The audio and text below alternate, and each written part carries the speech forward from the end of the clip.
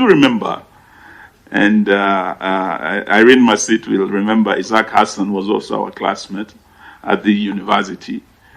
When he was faced with a similar situation in the previous election, the declaration of the results was delayed for almost 7 hours. When Isaac Hassan sat with his colleagues, they were able to build consensus. And when they came out as a united commission to make that declaration.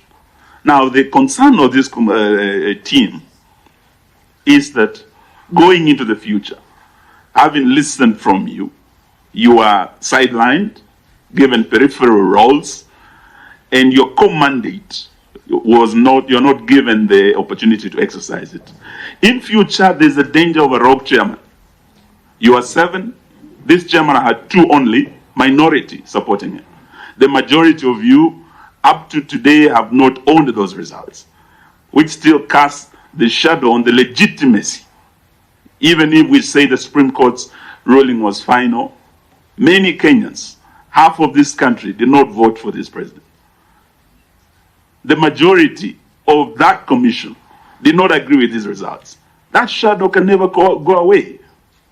We are saying those servers be opened, and I'm happy to hear from Terera, you have the view that the servers be opened. Many Kenyans want the audit to be done and the truth to be known. We are very grateful.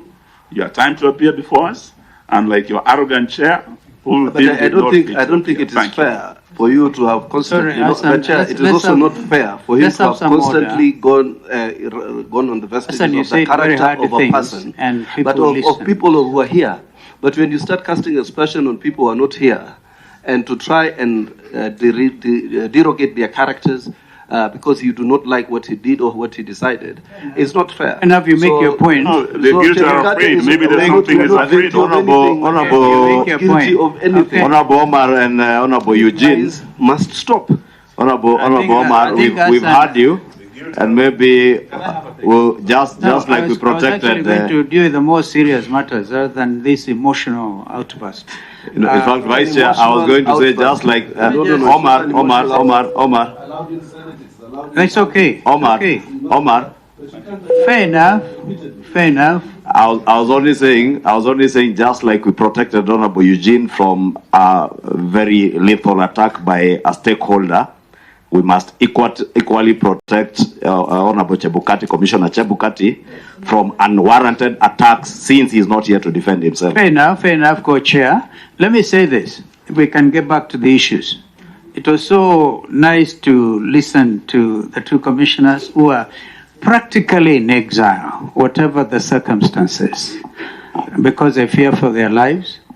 Some of the clarifications you'll probably get from your colleagues. But the important thing is you stick to your guns and you say those results were not proper on account, among other things, of the absence of Form 34C. We heard that from Commissioner Wanderi, that is what actually should have been announced.